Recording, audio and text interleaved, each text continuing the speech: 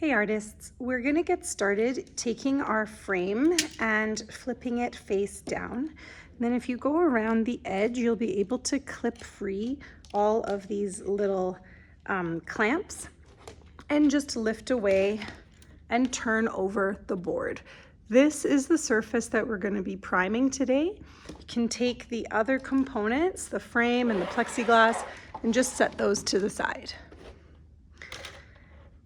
So this MDF board is needing some priming before we can sketch and also before we can paint. So the best thing for that is this gesso. It's a big container. We will all share it. It's a thick acrylic ground that gets used to prepare for paint to stick, whether that's acrylic paint or oil paint.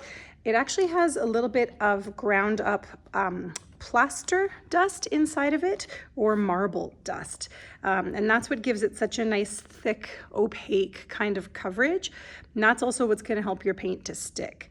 Now, you can experiment as well with white acrylic in place of gesso if you didn't have any, or if it runs low, or some people just prefer the brightness, or they'll do a couple of thinner layers of this liquid acrylic.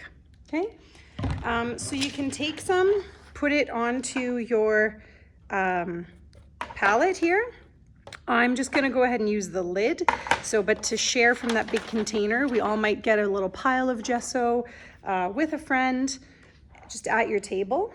And then you're wanting to just work rather quickly and with a large household brush, taking large strokes that go right off the edge, okay? So the gessoing is gonna be more even if you don't apply it too thick.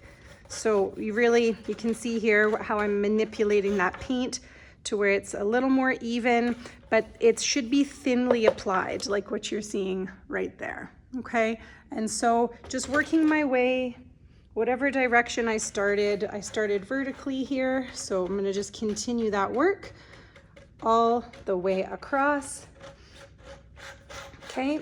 And then from that step being completed, I'm gonna allow it to dry, and then I can come in with a pencil to complete a pencil sketch. So you can watch me finish this up, and then I'll meet you back for the next step.